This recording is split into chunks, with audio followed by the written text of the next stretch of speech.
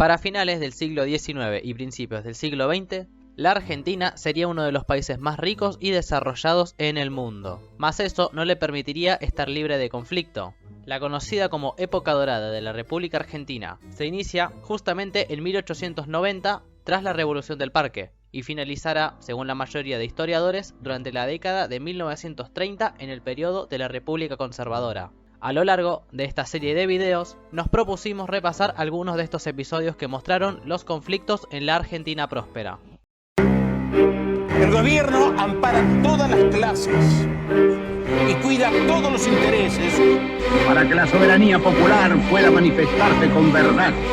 En 1890, un intendente revolucionario llegó a las puertas del parque. Corriente, honor y cultura, gobierno con nosotros, significa renovación y juventud.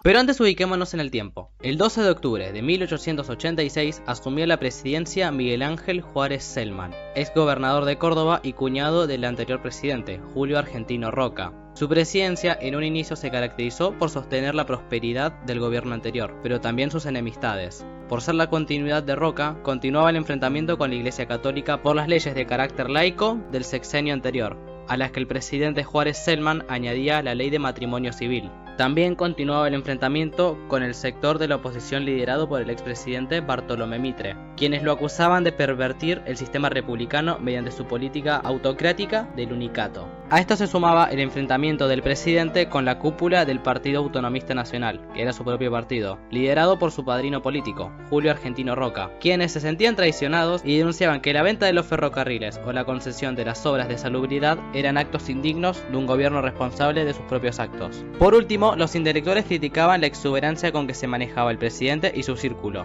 Los financistas culpaban al presidente por la crisis que comenzaba a gestarse y las clases obreras veían a Juárez Celman como un saqueador de los fondos públicos. Sin embargo, el presidente desoía todo esto. Consideraba que los sobresaltos que se vivían en el país no eran más que a causa de una sobrada y rápida prosperidad. Con lo que no contaba el señor presidente era que el país era un polvorín que él mismo había hecho y que solo esperaba a la más mínima chispa para ser encendido. El 20 de agosto de 1889, la juventud oficialista organizó un banquete en honor al presidente, con el fin de contrarrestar los constantes ataques al gobierno. La adulación casi obscena, además de reiteradas promesas de apoyo incondicional, provocaron al día siguiente una feroz crítica del diario La Nación por parte del periodista Francisco Barroetaveña, además de llevar a un grupo de jóvenes estudiantes a reunirse en el Jardín de Florida, donde en un ambiente de furor y entusiasmo se proclamó la fundación de la Unión Cívica de la Juventud. En este acto, que pasaría a la posteridad como el Mitin de Florida, destacarían personajes como José Manuel Estrada o Leandro Alem, que comenzaba a tejer su alianza con Bartolomé Mitre. Pero antes de continuar, tenemos que entender una cosa. La Argentina como país ha tenido innumerables crisis económicas, pero el pánico del 90 es ampliamente considerado como la primera crisis de especial gravedad. Una de las formas en que más se apreciaba la crisis era con respecto al valor del oro, que en ese entonces era la principal reserva del valor de dinero emitido por el Estado. Según el historiador Félix Luna, la bolsa enloqueció. Personas antes solventes entraron en cesión de pagos e incluso se produjeron suicidios. Además de una importante salida de capitales, se pasó de girar a Europa en deuda, intereses y servicios 4,5 millones de pesos oro en 1888 a más de 25 millones de pesos oro al año siguiente. El gobierno estaba con el agua al cuello. Es entonces cuando el nuevo ministro de Economía, Wenceslao Pacheco, envía al Congreso un plan de emergencia para solventar la crisis, que incluía, entre otras cosas, una fuerte restricción a la emisión monetaria. Pero ya había poco por hacer. Para enero de 1889 el precio del oro se hallaba en 147 pesos y para octubre de ese mismo año ya estaba en 240. Con un costo de vida que aumentaba al mismo ritmo. Y sumado a la delicada situación del gobierno, un nuevo jugador pisaba cada vez más fuerte: el movimiento popular encabezado por Leandro Alem. Solo quedaba ver cuál sería la gota que derramara el vaso. Por un lado, la Unión Cívica día a día aumentaba la tensión con las fuerzas de seguridad, y por el otro, tras una ligera calma y pese a los intentos del gobierno de transparentar la bolsa y calmar las aguas, el precio del oro no paraba de subir, y el pánico financiero se extendía cada vez más. Así llegamos al 1 de abril de 1890. Ese día, en el frontón de Buenos Aires, se lleva a cabo el primer acto partidario de masas en la historia argentina. Hablaron los principales dirigentes opositores: Mitre, Barroetaveña, Estrada o Goyena. pero quien se llevó la portada fue el presidente de la Junta Directiva de la Unión Cívica, Leandro Alem, que con la frase "esto no tiene vuelta" sentenció la suerte del gobierno. No había otra salida más que la violencia. La razón dejaba de ser una salida. La única opción era la fuerza. Fue así como comenzó a tejerse la conspiración, a la que se sumaban oficiales y personal del propio ejército argentino, a la vez que el gobierno iba de mal en peor. En mayo, el propio presidente fue acusado por el senador del Valle de aprobar emisiones clandestinas de dinero, es decir, el propio Estado Nacional estaba falsificando el papel moneda para poder garantizar su solvencia. Se conspiraba abiertamente. Llegaron a darse reuniones a media cuadra del departamento de policía, a las que incluso asistían oficiales uniformados que ofrecían su colaboración. Así terminaron de tejerse los últimos detalles. El comandante de la operación sería el general Manuel Campos, quien por insistencia de Leandro Alem aceptó la participación de civiles en el golpe. El día sería el 21 de julio de 1890 y el lugar el Parque de Artillería, para rápidamente dejar desarmadas a las fuerzas gubernamentales y luego avanzar por la aduana y la casa de gobierno. Acto seguido se conformaría un gobierno provisional, con Alem como presidente, que llamaría inmediatamente a elecciones. Pero no todo podía salir bien. El día 18 de junio, el presidente Juárez Celman y su aliado Julio Roca reciben un informe de parte de uno de los jefes militares involucrados en la conspiración. El presidente entonces ordena la detención de los principales jefes militares involucrados y el traslado de varios regimientos que estaban bajo sospecha. Todo parecía indicar que la conspiración había sido desmantelada. Todo estuvo en calma por unos días. La Junta Revolucionaria suspende sus actividades, pero el día 22 de junio, la policía levanta la vigilancia sobre los sospechosos y se autoriza a los jefes detenidos a recibir visitas. La que más nos interesa es la entrevista que el general Campos mantiene con el expresidente Julio Argentino Roca. Si bien es imposible saber de qué hablaron, lo que sí se conoce es lo que pasó después. Campos envió un mensaje a la cúpula golpista. El día que se señale, saldrá al frente del regimiento en que se encuentra detenido y se concentrarán en el parque. Se fijó el día 26 de julio para el nuevo golpe. Las cartas estaban sobre la mesa y solo quedaba ver cuál sería el desenlace.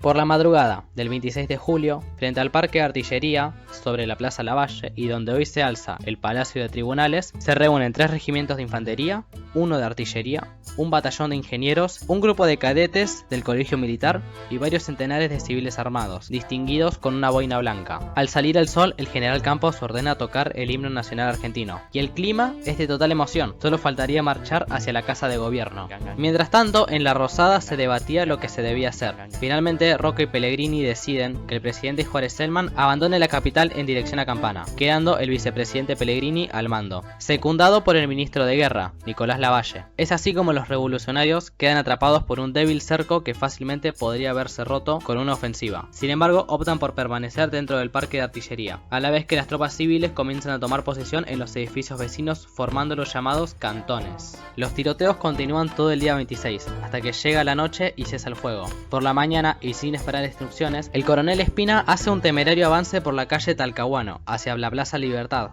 donde se encontraba el centro de comando de las Fuerzas Armadas leales al gobierno. Es entonces cuando se firma un armisticio, para que los revolucionarios puedan retirar a sus muertos, a la vez que Pellegrini aprovecha para traer refuerzos. La moral de las tropas revolucionarias se desploma, y una sensación de fracaso invade los cantones, especialmente luego de que el general Campos informara a la Junta Revolucionaria que la munición resultaba mucho más escasa de lo que se creía. No quedaba mucho tiempo más para resistir. La lucha encarnizada continúa así hasta el lunes 29, aunque la batalla más dura comenzaba a desarrollarse en el interior del parque, donde comienzan a darse las negociaciones para el armisticio. El mismo llegaría el día 29 de julio, especialmente impulsado por la actitud generosa del gobierno, que garantizaba total impunidad a los implicados en el fallido golpe. De esta manera, el presidente recibe la capitulación y los jefes revolucionarios se retiran con la cabeza baja. Pero no todo terminaba bien. Como diría más tarde el senador Manuel Pizarro, la revolución había terminado, pero al día siguiente el gobierno estaba muerto. En los días siguientes, el gobierno intentó varias salidas frente al estado pusilánime en que había quedado la ciudad tras la fallida revolución. El presidente aceptó la renuncia de todo su gabinete e intentó buscar apoyo, mas solo encontró un enorme vacío. También perdió el apoyo de los legisladores de su partido, y hasta sus aliados más cercanos lo abandonaban. Su propio vicepresidente, Carlos Pellegrini, le dijo: "No se puede gobernar sin dinero, sin fuerza y sin opinión". Y el ministro de Guerra le aseguró su lealtad, pero no pudo asegurar la del ejército. Por último, el presidente se entrevistó con su ministro de Hacienda, quien le dio la peor noticia. El gobierno en 2 semanas debía pagar más de medio millón de libras esterlinas en deuda, intereses y seguros, y tan solo tenía en sus arcas poco más de 35.000 pesos moneda nacional. Un día más tarde, el Congreso aceptaba la renuncia del presidente Juárez Celman, y 3 días más tarde, Carlos Pellegrini asumía la presidencia.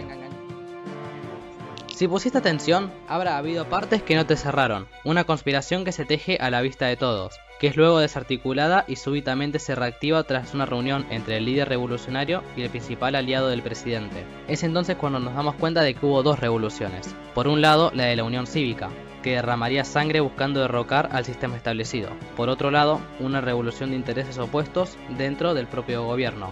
Roca y Pellegrini habían advertido 2 problemas en el horizonte. En primer lugar, un presidente desprestigiado y sin autoridad, pero obstinado, y que en su terquedad podía derribar todo el régimen preestablecido.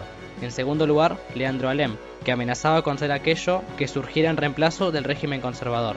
Y así se tejió el plan. Por un lado, liquidó a Juárez Celman, y por el otro, se alejó el peligro que suponía Alem. La revolución del Parque, aún sin triunfar completamente, había sido un éxito. Por último, y para cerrar, un fragmento del libro que además sirvió como la fuente principal de este video. El libro Conflictos en la Argentina Próspera, de Félix Luna. Dijo Cárcano, uno de los principales colaboradores del gobierno de Juárez Celman: "Me voy al campo a criar vacas". A lo que el presidente respondió: "Cuide usted de no criar cuervos". Si bien la revolución de 1890 significó un fracaso en el campo de batalla, para la recién nacida Unión Cívica fue un triunfo que ratificaba su posición revolucionaria. Así, a principios de 1891, tras largas deliberaciones, el Comité Ejecutivo de la Unión Cívica confirmó la fórmula electoral para los comicios preparados para el siguiente año. El expresidente Bartolomé Mitre y Bernardo de Irigoyen, como presidente y vicepresidente respectivamente, 2 personajes sumamente respetados en el país, y ambos representaban la tradición liberal y federal, sumado a un oficialismo sumamente debilitado por la renuncia de Juárez Celman, y que hacía lo que estaba a su alcance para que Pellegrini no corriera la misma suerte. En marzo de 1891 se dan las elecciones legislativas. En la capital federal, Leandro Alem y Aristóbulo del Valle son elegidos senadores, a lo que se sumaba el aclamado retorno de Mitre al país tras una temporada en Europa. De esta manera, la Unión Cívica pisaba cada vez más fuerte como un sustituto del Partido Autonomista Nacional. Pero esto no agradaba a todos.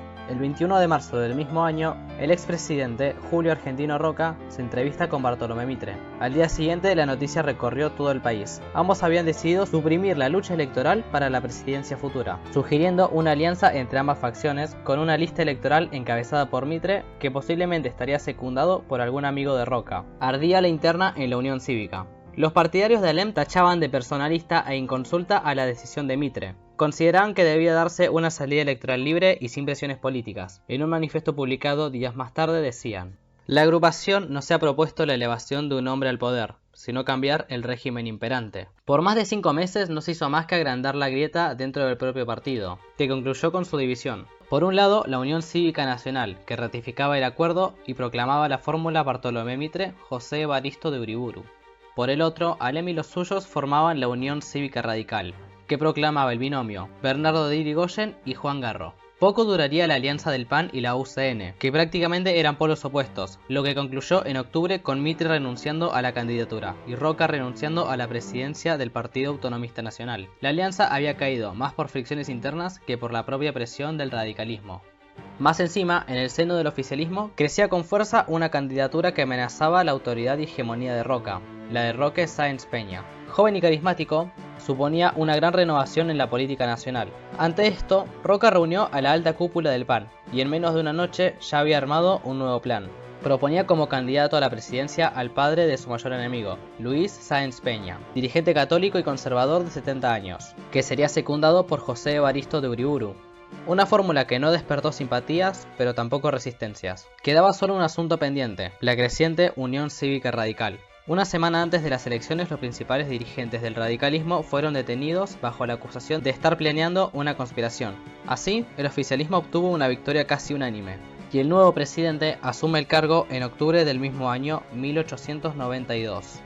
Pero este era un gobierno débil, un presidente senil y resoluto, sin un partido propio que lo respalde y constantemente descalificado por la opinión pública. Teniendo esto en cuenta, a nadie sorprenderá que en su corto mandato estaría marcado por múltiples revoluciones, especialmente las radicales. Hay que tener en cuenta que el radicalismo para ese entonces no tenía una ideología bien definida, reunía tanto a nostálgicos del viejo federalismo, así como a fervientes partidarios del autonomismo porteño. Como tal, era el principal crítico del imperante régimen conservador. Condenaba incesantemente la falsificación de la democracia mediante la política de acuerdos y constantemente reclamaba por comicios libres de fraude. Es decir, que la Unión Cívica Radical reunía a los más variopintos personajes bajo una única consigna: acabar con el régimen conservador. Así fue como el radicalismo fue reuniendo en sus filas a muchos que serían protagonistas de la política argentina años después. En Rosario, Lisandro de la Torre; en Mendoza, José Lencinas; Pelagio Luna en La Rioja, o uno que rápidamente se volvería una de las principales figuras del movimiento,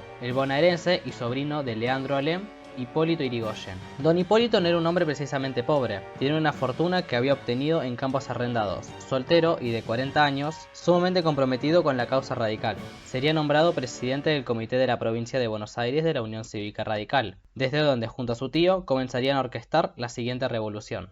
Para ponernos más en contexto, salvo el gobierno cordobés, todos los gobiernos provinciales se habían mantenido en el poder y habían ratificado su lealtad al gobierno nacional tras la Revolución del Parque. Es decir, que el oficialismo no solo contaba con el Estado nacional, sino también con la totalidad de los gobiernos provinciales. En noviembre de 1892, en Santiago del Estero es derrocado el gobernador Rojas, férreo roquista. Poco después, partidarios de Mitre derrocaban al gobierno correntino. A esta crisis interna se sumaban ya 4 crisis de gabinete en menos de un año de presidencia de Sáenz Peña. En un manotazo de ahogado, y buscando algo de consenso, llama al opositor dialoguista Aristóbulo del Valle para que en julio asuma los cargos de ministro del Interior y ministro de Guerra. Pero esto no sirvió de nada. A los pocos días, varias provincias en el interior del país estallaban.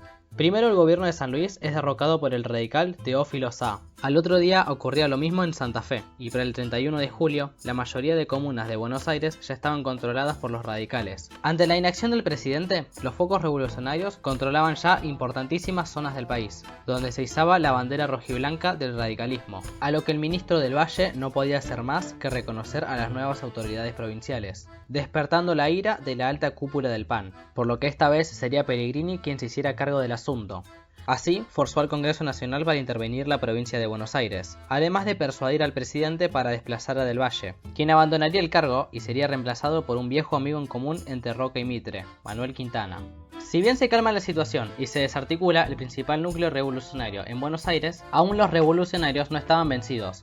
En agosto vuelve a estallar una revolución en Corrientes. En septiembre, el gobierno de Tucumán es derrocado por el radicalismo. Y a fines del mismo mes vuelve a estallar una revolución en Santa Fe, donde Leandro Alem es proclamado presidente provisional de la nación. El país está al borde de una guerra civil, pero el gobierno nacional ahora tenía una carta con la que no contaba hace 3 años: la lealtad total del ejército argentino. Así, Roca es designado jefe de las fuerzas de represión. El general Bosch aplasta la revolución en Tucumán. Acto seguido, baja hacia el litoral aprovechando los ferrocarriles construidos durante la presidencia de Roca. Allí vence a los revolucionarios en Santa Fe, al tiempo que Roca entra triunfante en Rosario.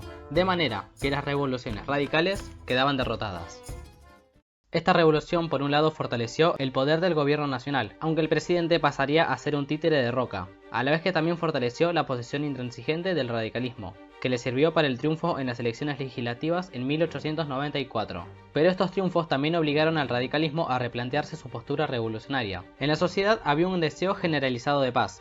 Ya no existía un malestar social general como en 1890. El fantasma de la deuda externa se había alejado, se habían reactivado las obras públicas, se reanudaba la corriente inmigratoria y la economía estaba cada vez más en alza. La estabilidad del régimen era tal que ni siquiera la renuncia del presidente Sáenz Peña en enero de 1895 la hizo temblar. Al contrario, con la llegada de Uriburu a la presidencia, el gobierno aseguraba su firmeza mediante una fuerte alianza entre el roquismo y el mitrismo. Y aunque Alem agitara la amenaza de la revolución, nadie la deseaba o siquiera creía en ella, lo que además agrandaba la grieta en el radicalismo, entre quienes seguían fielmente a Alem y quienes comenzaban a cansarse de sus errores políticos y su difícil carácter.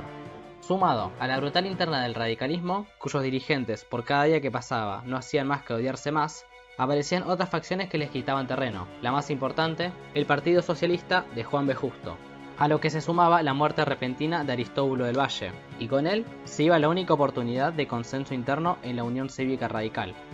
El 1 de julio de 1896, Leandro Alem escribe una carta en la que alude a su lucha amarga y desesperada, y a que, para vivir inútil, estéril y deprimido, es preferible morir. Acto seguido acababa con su vida. Con él pasaba la inmortalidad, una frase que marcaría el destino de la Unión Cívica Radical, que se rompa, pero que no se doble. Con la muerte de Alem, el radicalismo no solo perdía a un orador brillante, sino a un líder y principal referente. Es así como comienza a plantearse una alianza con el mitrismo, de cara a las elecciones presidenciales de 1898, bajo la premisa de que el radicalismo ya no planteaba una candidatura seria, de manera que el Comité Nacional de la Unión Cívica Radical aprueba la alianza con Mitre y propone una votación con listas independientes, a las que se denomina las paralelas. Pero alguien no está de acuerdo. Aún tras la propuesta de ser gobernador de la provincia de Buenos Aires, Hipólito Yrigoyen se niega a cualquier propuesta que implique una alianza donde el radicalismo quede desdibujado. El 29 de septiembre de 1897, en una reunión privada en la casa de Marcelo T. de Alvear, el Comité Bonaerense de la Unión Cívica Radical decreta su autodisolución, lo que implicaba también la muerte del radicalismo al perder su principal órgano ejecutivo. Días más tarde, Lisandro de la Torre anunció públicamente su desafiliación y culpa a Yrigoyen por el fracaso del radicalismo. Merecemos a Roca, diría. El conflicto entre ambos termina en un duelo de honor, donde Yrigoyen hiere a de la Torre en una mejilla, lo que lo obligaría a usar barba por el resto de su vida. Finalmente, Julio Argentino Roca asumiría su segunda presidencia el 12 de octubre de 1898. La Unión Cívica Radical quedaría desintegrada, y el país se pacificaría por unos años y don Hipólito Yrigoyen asumiría la tarea de formar un nuevo radicalismo. Antes de avanzar, hago una aclaración. Cuando hablamos de socialismo y anarquismo, nos referimos a principios del siglo XX. Así que cuando use términos como socialista o sindicalista, no imagines algo como esto o esto. Más bien, imagina esto. Ahora sí, continuamos. A fines del siglo XIX, el boom económico y la gran inmigración, fomentada por el Estado Nacional, modificaron enormemente la sociedad argentina. Ciudades como Buenos Aires o Rosario pasaron de ser pequeñas ciudades a verdaderas metrópolis, que concentraban enormes cantidades de trabajadores asalariados, que poco a poco comenzaban a organizarse para resolver sus problemas. El conjunto era más bien heterogéneo. Desde el punto de vista del origen, la mayoría no coincidían en el idioma, ni los italianos, que poseían diferentes dialectos según sus respectivas regiones, o ni siquiera los españoles, que procedían de regiones tan distantes como Galicia o Andalucía. También diferían en sus ocupaciones. Había tanto quienes se dedicaban a la construcción, los que alternaban trabajo rural con trabajo portuario, así como artesanos y obreros industriales. Pero si había algo que los unía, eran las malas condiciones. Eran el sector más golpeado por las crisis de desempleo, y los que vivían en Buenos Aires residían en el viejo centro o en los barrios obreros de la zona sur de la ciudad, además de que todos compartían carencias como salud o educación. Pese a sus enormes diferencias, los trabajadores comenzaron a organizarse para luchar en conjunto.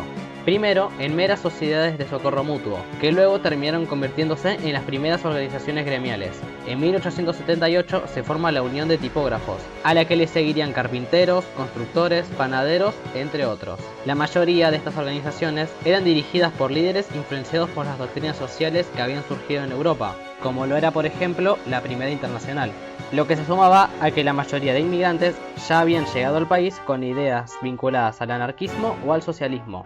Uno de los más destacados era el italiano Enrico Malatesta, quien llegaría a la Argentina y publicaría su libro La Cuestión Social. En 1890 ocurrió algo inédito.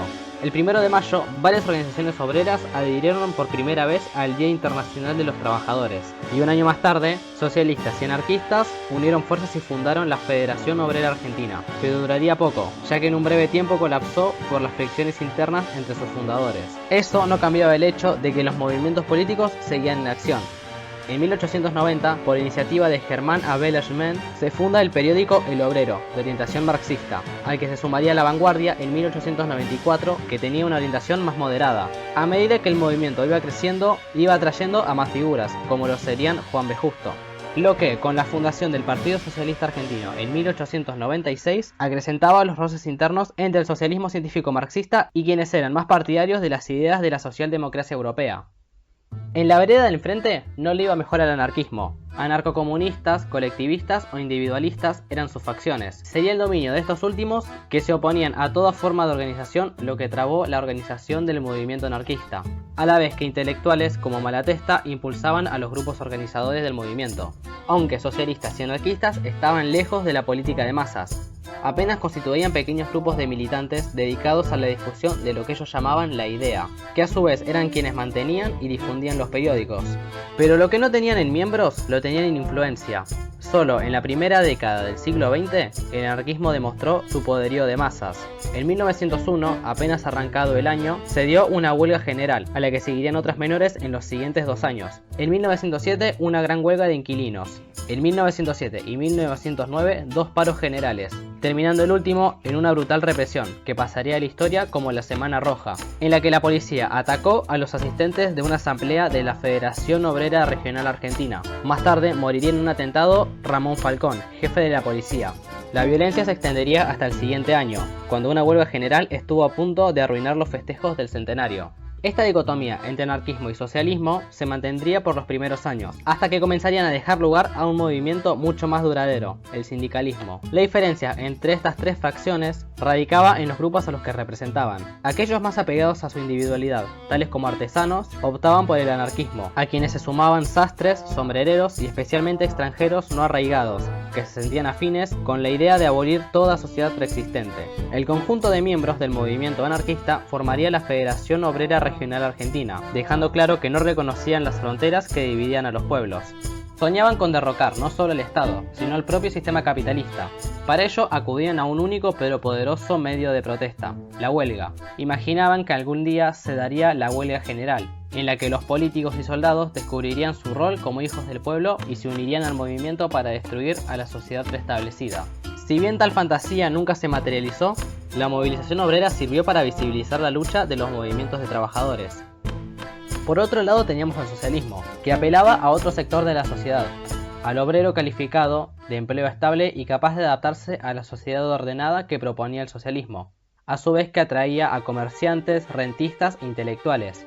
A diferencia de los socialistas de la última década, el socialismo de principios del siglo XX no estaba dirigido por charlatanes, sino en su gran mayoría por médicos, como Juan Bautista Justo o Nicolás Repetto, ambos admirados por su talento y su devoción a los trabajadores.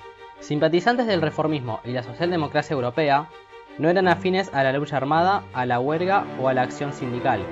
Eran en cambio partidarios de la acción política y de una transformación gradual a una sociedad más justa, pero manteniendo siempre los logros del régimen anterior, tales como la educación pública o los derechos civiles. En ese contexto, y en el marco de las elecciones legislativas de 1904, un joven abogado resultaba electo diputado y se convertía en el primer legislador socialista en América. Se trataba de Alfredo Palacios, que poco más tarde presentaría un proyecto que se convertiría en la primera legislación de derecho laboral en la Argentina, la Ley de Descanso Dominical, que sería promulgada por el presidente Roca y entraría en vigencia al siguiente año.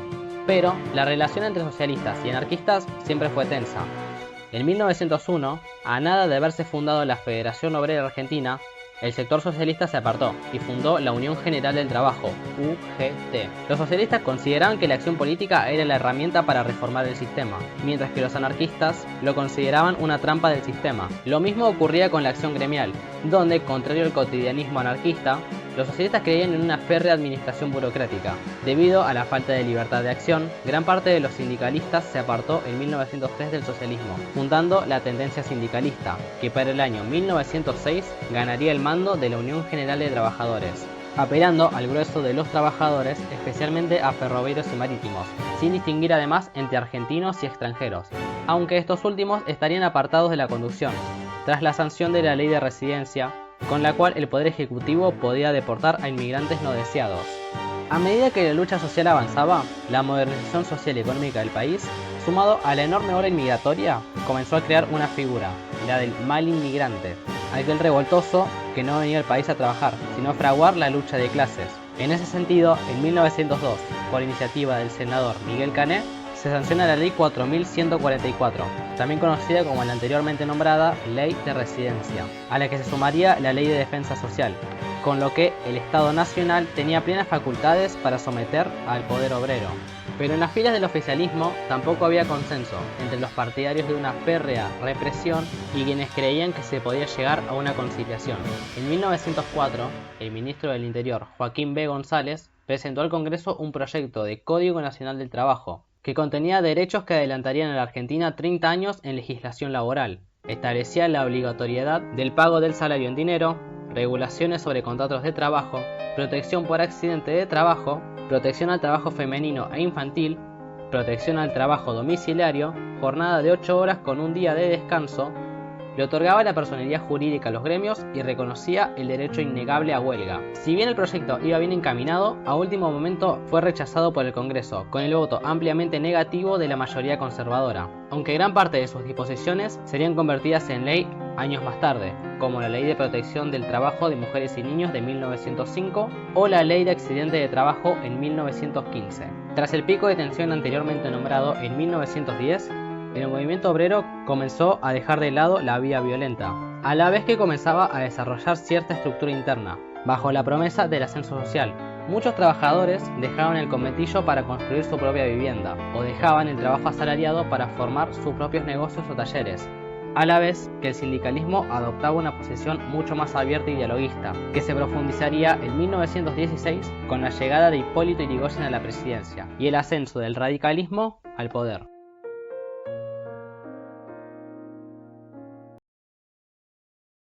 Antes de avanzar, veamos brevemente una de las movilizaciones más importantes en uno de los últimos años del régimen conservador.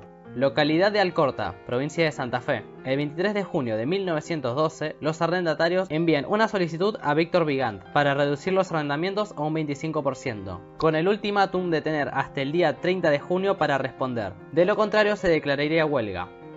Vigand respondió no accediendo a la demanda, aunque con los días iría flexibilizando su posición. El día 25 de junio de 1912, en el local de la Sociedad Italiana de Alcorta, se reunieron alrededor de 300 colonos. Entre los más destacados estaban los hermanos Netri, Francisco, que era un abogado italo-argentino, junto con Pascual y José, ambos sacerdotes. En ese ambiente lleno de orden, pero también de tensión, donde los asistentes discutían el problema, sus causas y posibles soluciones, fue Francisco Netri quien propuso proceder a la organización gremial. Así comenzó a organizarse la Unión Agrícola. Al tiempo la noticia se extendió por todo el país, y resonó especialmente en Buenos Aires. Si bien por el momento solo era una pequeña manifestación en un pueblo santafesino, corría el riesgo de extenderse por toda la pampa húmeda y el litoral.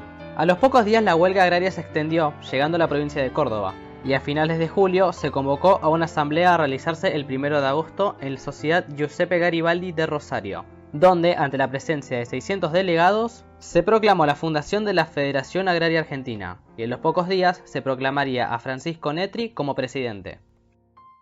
La política social daría un giro de 180 grados con la llegada de Hipólito Yrigoyen a la presidencia en 1916. Aún sin hacer cambios estructurales en las relaciones de producción o en el modelo económico, optó por un Estado que arbitrara en los conflictos entre patrones y peones. En su primer mandato, Yrigoyen debió soportar frecuentes huelgas a causa de la contracción económica provocada por la guerra en Europa. En la mayoría de los casos, la actitud del gobierno radical fue conciliadora, buscando siempre arbitrar en favor de los trabajadores, muchas veces debiendo imponerse a la voluntad del empresariado, quedando los casos de represión como excepcionalidades a la política social yrigoyenista. A la vez que cambió completamente el sistema político, también fue transformándose la sociedad argentina. En 1915, el anarquismo perdió la mayoría en la Federación Obrera Regional Argentina, lo que reflejaba las transformaciones sociales que se daban. El cambio generacional, donde ahora los hijos de inmigrantes eran la mayoría, sumado a las mejoras sustanciales en educación y vivienda, condicionaron el desplazamiento de posturas extremistas como el anarquismo. En el plano internacional, la contracción económica provocada por el desencadenamiento de la Primera Guerra Mundial llevó a una importante reducción de casi el 40% del poder adquisitivo de los salarios en el periodo 1914-1918. Además, con el triunfo de la Revolución Rusa en 1917, condicionaba al Estado para tener un rol protagónico ante el riesgo que suponía la posibilidad de una revolución comunista en el territorio argentino. Así, durante la primera presidencia de Yrigoyen se desarrollaría el periodo de las grandes huelgas. En 1917, alrededor de 136.000 empleados se declararían en huelga, número que se duplicaría para el año 1919. Primero, la huelga de la Federación Obrera Marítima, donde el gobierno logró imponer un aumento salarial a las empresas. Más tarde, la huelga obrera municipal de Buenos Aires, para luego llegar a la más importante de las grandes huelgas, la de ferroviarios, que duraría desde junio hasta diciembre de 1917, la cual se originaría en el Ferrocarril Central Argentino, para luego extenderse a las demás líneas, y se caracterizó por tener medios de lucha como el incendio de vagones, lo que llevó al gobierno nacional a tener que establecer vigilancia armada en las diversas instalaciones. Si bien el presidente intentaba mostrar una imagen conciliadora y de unidad nacional, hubo episodios que dejaban ver a un Irigoyen irresoluto frente a situaciones que claramente lo sobrepasaban. En noviembre de 1917, los empleados frigoríficos de Berisso y Avellaneda entraron en huelga general. Exigían la jornada de 8 horas, el pago de las horas extra, el feriado del 1 de mayo y protección ante el despido injustificado. En respuesta, los estancieros y dueños de frigoríficos, en conjunto a la sociedad rural, extendieron un petitorio al gobierno nacional para reprimir la huelga, apoyados además por las embajadas británica y estadounidense, que temían que las tropas en Europa pudieran quedar sin provisiones. Sin una salida pacífica a la vista, Irigoyen envió a la armada a reprimir la huelga. Al año siguiente seguiría creciendo la tensión. Por un lado, los gremios de ferroviarios, gráficos y molineros extendían sus demandas. Anarquistas y bolcheviques anunciaban la inminencia de una revolución, y desde la prensa y la oposición se denunciaba la existencia de revolucionarios comunistas, incluso dentro de las fuerzas de seguridad. Así llegamos a los sucesos que se darían entre el 6 y el 13 de enero de 1919, que serían conocidos como la Semana Trágica. 2.500 empleados de los talleres Bacena habían declarado huelga y peticionado en reclamo de mejores condiciones. Los patrones habían respondido con la negativa, enviando además a grupos rompehuelgas. El 7 de enero se dan las primeras víctimas fatales y la huelga se extiende a las diferentes organizaciones gremiales. La muerte de un suboficial de policía despertó la ira de las fuerzas policiales, que atacaron brutalmente a los huelguistas con un saldo final de 4 muertos y 45 heridos. El día 9 de enero, bajo un abrasante calor en la ciudad de Buenos Aires, el cortejo fúnebre de los obreros asesinados debía recorrer desde Nueva Pompeya hasta el cementerio de la Chacarita. Con incidentes durante todo el recorrido, hubo un asalto a los talleres Bacena, repelido por la policía con un saldo de 40 muertos, a lo que siguieron intentos de quemar iglesias y saquear armerías. La batalla se trasladaría hasta el interior del cementerio, a lo que el presidente Irigoyen transfiere el control de la ciudad de Buenos Aires al general Luis de Lepiane. Las centrales obreras decretan el paro general para el día 10 de enero, y la población en general observa atónita un nivel de violencia nunca antes visto en Buenos Aires, a lo que Luis de Lepiane entra en la ciudad y toma los puntos estratégicos de la misma. Coordinó con la policía una serie de redadas para detener a los llamados elementos indeseables. Así, en un clima de férrea represión y con la colaboración de grupos nacionalistas autoproclamados cazadores de obreros, fue restituyéndose la paz en la ciudad, a la vez que mediante el arbitraje del Ministerio del Interior, la empresa y los obreros llegaron a un acuerdo. En los días posteriores, la prensa y los partidos opositores difundirían la idea de que se había tratado de un complot revolucionario, acusando a muchos de los implicados de ser marxistas, aunque la mayoría de los supuestos bolcheviques terminarían siendo inofensivos trabajadores. Al siguiente año 1920, se daría una nueva y más intensa huelga de obreros marítimos, y al poco tiempo comenzarían a darse los primeros indicios de malestar en la Patagonia. Grandes stocks de lana se acumulaban cada vez más y más por la falta de compradores a causa del fin de la guerra en Europa, lo que acrecentaba el malestar entre exportadores, estancieros y especialmente entre los peones, empleados en condiciones inhumanas. Así, en el invierno de 1920, bajo la conducción de dirigentes anarquistas, comenzó la huelga, que para inicios de 1921 se extendería por todo el territorio de Santa Cruz, ocupando diversas estancias a lo largo de toda la provincia y tomando decenas de rehenes, pero siempre procurando evitar víctimas fatales. Ante los reclamos de la sociedad rural santacruceña y los exagerados informes por parte de la prensa porteña, el presidente Irigoyen resuelve enviar al teniente coronel Héctor Varela al mando del regimiento número 10 de caballería a establecer la paz en la zona, secundado por Elvio Carlos Anaya. Se dirige al sur con la única consigna que le da Irigoyen: vaya, teniente coronel, vea bien lo que ocurre y cumpla con su deber. Una vez llegado, el teniente coronel Varela logró lo que se creía imposible. Ambas partes llegaron a un acuerdo, se levantó la huelga y los estancieros reconocieron la mayoría de los reclamos. Pero el conflicto volvería a estallar en verano de 1921, cuando los trabajadores sospechaban de que los patrones no cumplirían con lo acordado, llevando a una huelga mucho más violenta que la anterior. El coronel Varela se sentía traicionado por los trabajadores huelguistas, lo que sumado a sus sospechas paranoides de que el gobierno chileno estaba detrás del conflicto, llevó a una brutal represión. Hubo decenas de fusilados y otros tantos lograron escapar a Chile. Pese a lo que es esperable, el asunto apenas se trató en la capital, casi ni se tocó en el Congreso y solo el anarquismo denunciaba los horrores que se habían cometido en la Patagonia, a lo que juraban venganza hacia el teniente coronel Varela, quien sería asesinado en 1923. Este episodio, que pasaría a la historia como la Patagonia Rebelde o la Patagonia Trágica, marcaría el fin de una era marcada por un amplio malestar social, los constantes aumentos salariales, el principio de la prosperidad económica de los años 20 y la actitud conciliadora del gobierno habían determinado un cambio de rumbo hacia una Argentina más pacífica.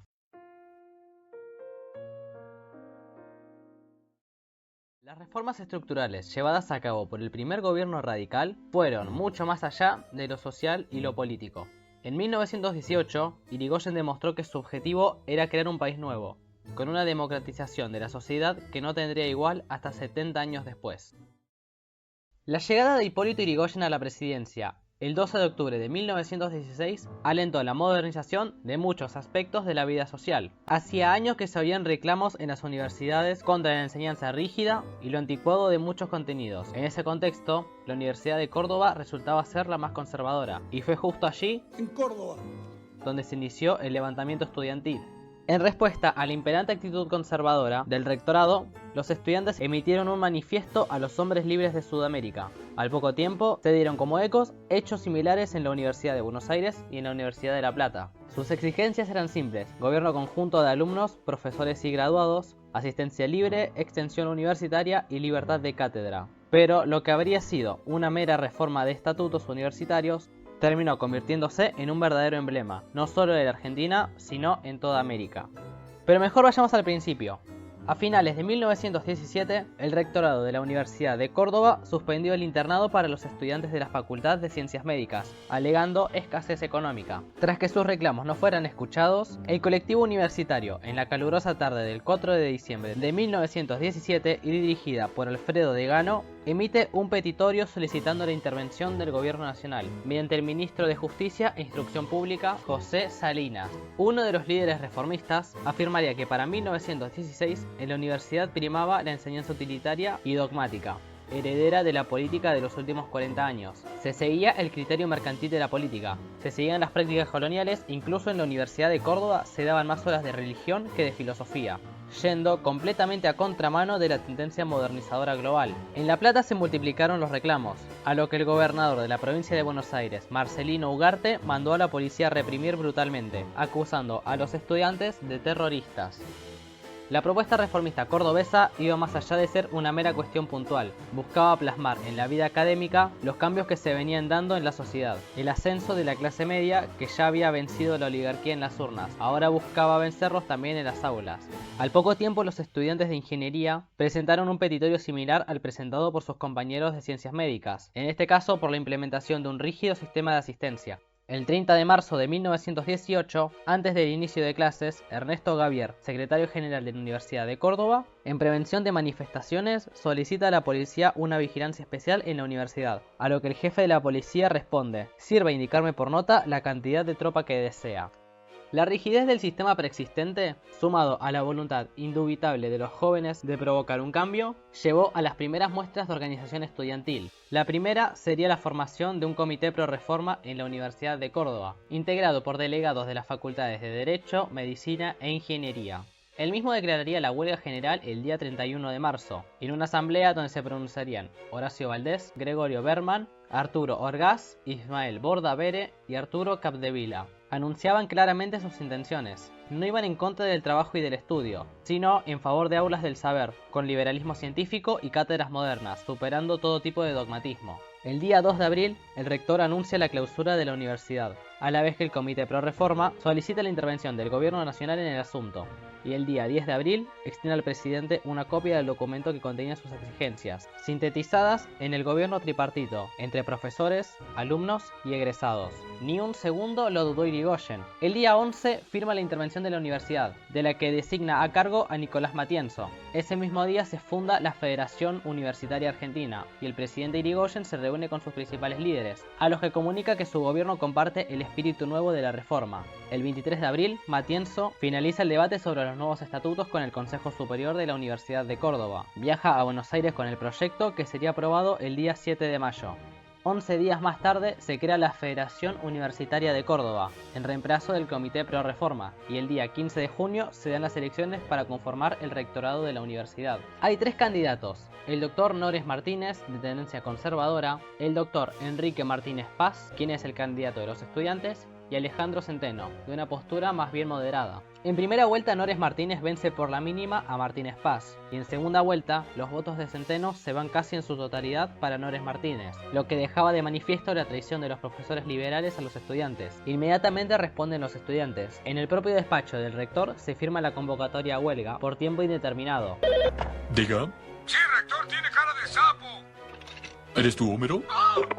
A la vez que colocan un cartel que dice: se alquila en la puerta de la universidad. Para las 6 de la tarde, unos 1000 estudiantes firman el manifiesto en favor de la huelga, a la vez que comienzan a recorrer la ciudad. Los estudiantes entonces cortan cinturones sacerdotales en cintas que colocan en sus solapas, de manera que esa franja morada en sus pechos se volvería símbolo del movimiento estudiantil. A la huelga adhieren además las Federaciones Universitarias de Buenos Aires, La Plata, Santa Fe y Tucumán. Los estudiantes coincidían en que se había dado una simple reforma estamental, pero que las estructuras de poder previas a la reforma se habían mantenido. Consideraban que va más allá de la mera lucha estudiantil. Se trataba de traer al ámbito universitario la lucha contra la oligarquía. Entonces deciden pasar al siguiente nivel: manifestarse públicamente y dejar a juicio de la sociedad lo que ocurre.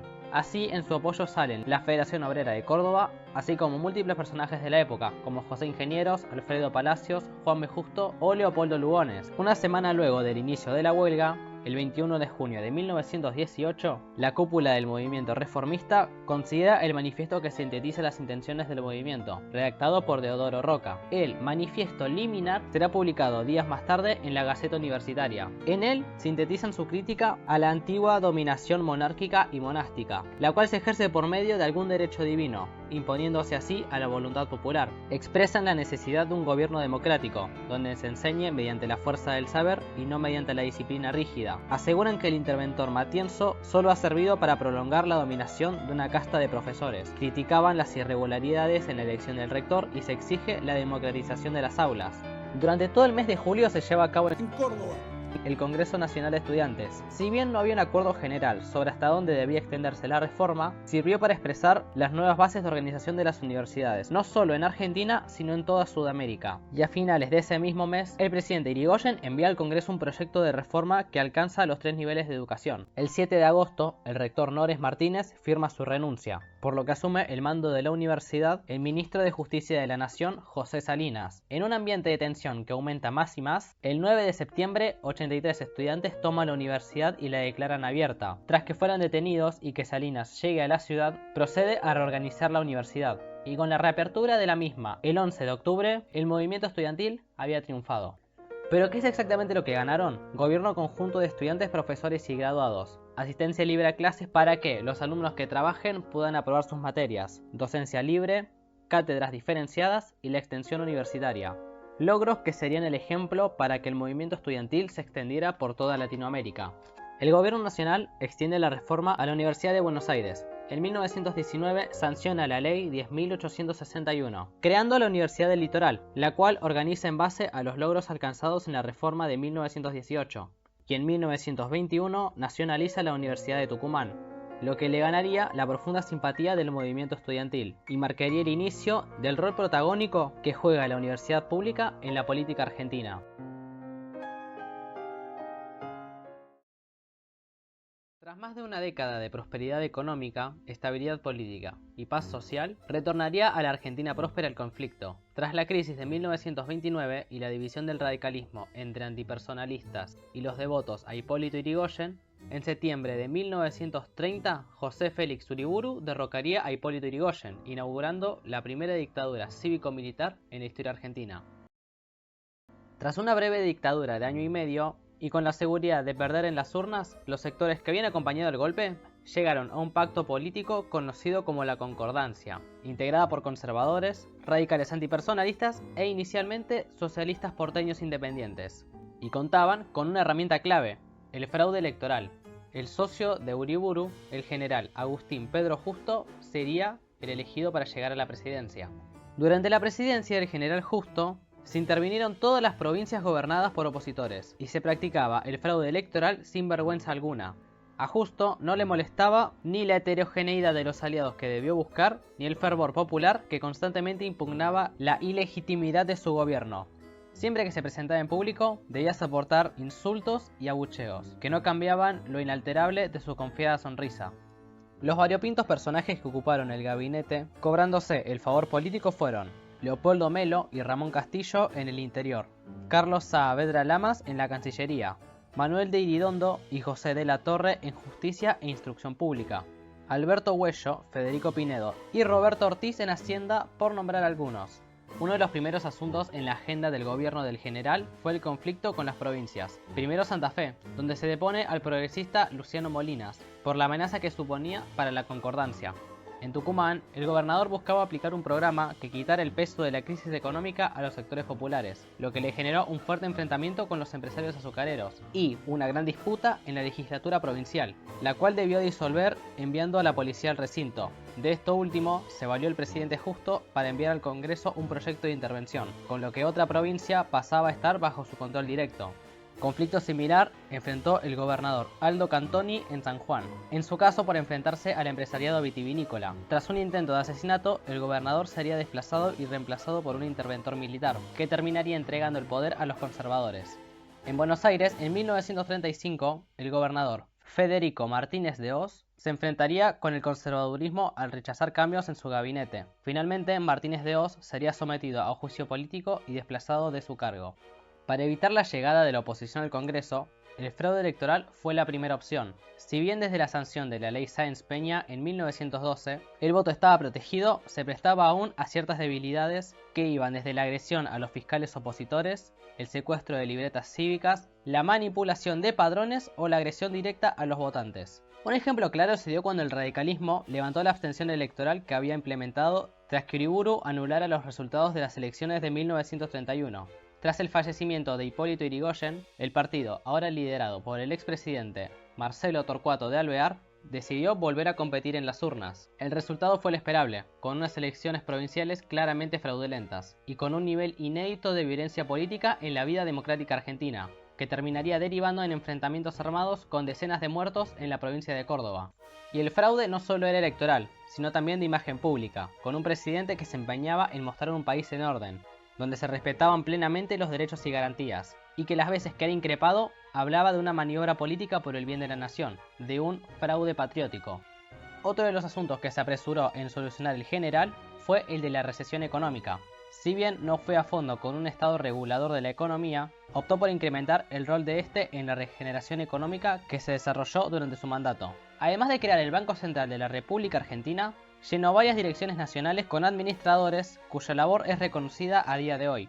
Por ejemplo, la designación de Ricardo Silveira en YPF, que duraría 12 años en el cargo y lograría altísimas ganancias que más de una vez salvarían los balances del Estado Nacional. También está el caso de Pablo Nogués en Ferrocarriles Estatales, que logró que los ferrocarriles del Estado superaran en calidad al servicio de los ferrocarriles británicos. En 1934 se crea la Dirección Nacional de Parques a cargo de Ezequiel Bustillo, quien organizó los parques más emblemáticos del país, en Bariloche, Misiones o San Martín de los Andes. 2 años antes, en 1932, se había sancionado la Ley de Vialidad, según la cual el Estado debía destinar una parte importante de los impuestos a la nafta a la construcción y soporte de caminos, además de crear la Dirección Nacional de Vialidad, cuyo primer líder fue Justiniano Allende Posse, hombre decidido a acabar con el monopolio de los ferrocarriles británicos en el transporte de productos y pasajeros. Los empresarios británicos ofrecieron que los caminos sirvieran de acceso a las estaciones de ferrocarril, pero el presidente Justo apostó por lo nacional. Más de 30.000 kilómetros de caminos se construyeron en paralelo a las vías férreas para hacerles competencia, y ante las grandes pérdidas, intentaron sin éxito vender los ferrocarriles al gobierno. En la ciudad de Buenos Aires se nombró intendente a Mariano de Bedia y Mitre, quien daría a la ciudad la imagen que la distingue a día de hoy, rodeada por la avenida General Paz y con la avenida 9 de Julio partida por el obelisco, que indica lo que entonces era el centro de la ciudad. El extenso plan de obras públicas también buscó ratificar el apoyo al ejército argentino. De esta época datan la finalización del colegio militar en el Palomar, el hospital militar de Campo de Mayo, la Escuela de Aviación de Córdoba o el edificio del Ministerio de Guerra. Un punto clave en la agenda del presidente Agustín Pedro Justo era romper el aislamiento internacional en que los gobiernos de Irigoyen habían dejado la Argentina. En 1933, la Argentina se une oficialmente a la Sociedad de Naciones, lo que además le permitió arbitrar en el conflicto entre Bolivia y Paraguay por el Chaco Boreal. Manteniendo la neutralidad, Justo apoyó a Paraguay mediante el envío de combustible, armas o dinero, al tiempo que conseguía que las negociaciones se llevaran a cabo en Buenos Aires con colaboración de diplomáticos norteamericanos. En 1935 se firmaría el armisticio y un año más tarde, el canciller Carlos Saavedra Lamas se convertiría en el primer latinoamericano en ganar un premio Nobel, específicamente el de la Paz. En 1933 se llevó a cabo en Montevideo la séptima conferencia panamericana, donde se daría un choque entre las delegaciones argentina y estadounidense ante la negativa de la primera a permitir que Estados Unidos se consolidara como el líder de la región.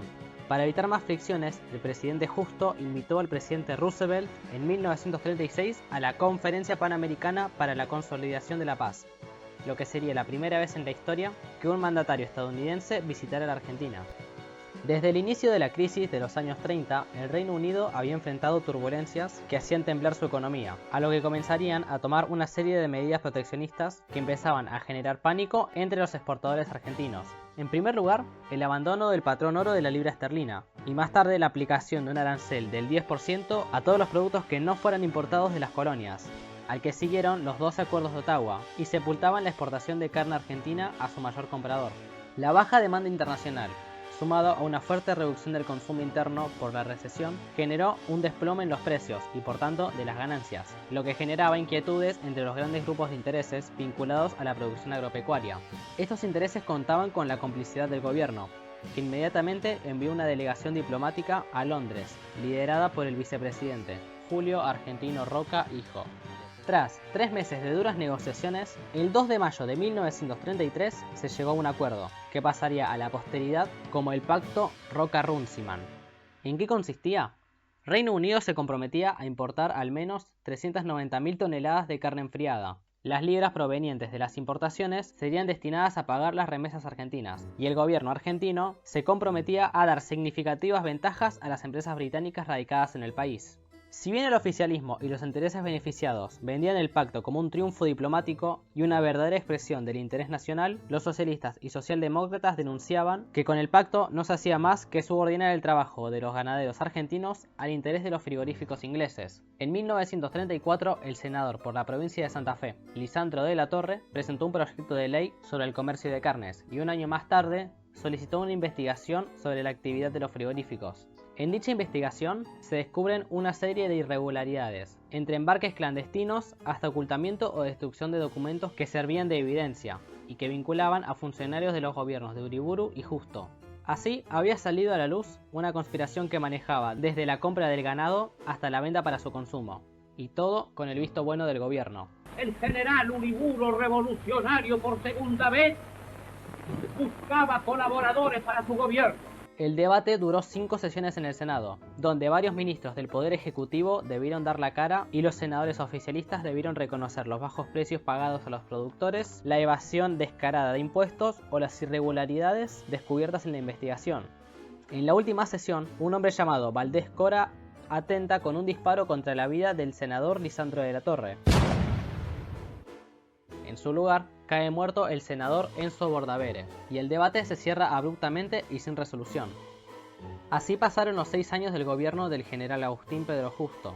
A medida que se acercaban los comicios de 1938, el radicalismo comenzaba a reorganizarse para derrotar a la Concordancia. Así, reconciliándose con sectores antipersonalistas de las provincias, logró el triunfo en las legislativas de 1936 y se proclamaba la fórmula presidencial, Marcelo Torcuato de Alvear y Enrique Mosca. Pero no era gratis. Para reunificar al radicalismo, Alvear debió renunciar a muchas banderas significativas del partido, como su postura antiimperialista, americanista y revolucionaria, que habían identificado a los radicales desde sus inicios. Esto le valió duras críticas de sus propios allegados. En julio de 1935 se constituyó el Grupo Forja, de postura más contestataria al entreguismo económico del presidente Justo, a la vez que criticaban a Alvear de abandonar las bases ideológicas del partido en su afán egoísta de llegar al poder. Entre los mayores críticos estaban el ex ministro de Guerra, el general Luis de Lepiane, el dirigente de la Reforma Universitaria, Gabriel del Mazo, o Raúl Scalabrini Ortiz. A medida que el nuevo radicalismo pisaba más fuerte, el oficialismo también se organizaba para las elecciones próximas. Repetirían el esquema de la concordancia, presidente antipersonalista y vicepresidente conservador, aunque finalmente el Partido Demócrata Nacional impuso a su candidato a vicepresidente, proclamando así la fórmula: Roberto Marcelino Ortiz, Ramón Castillo.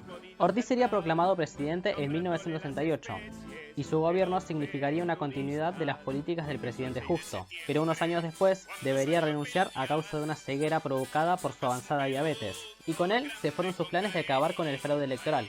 Poco duró también el vicepresidente Castillo, quien sería derrocado por una conspiración militar en 1943.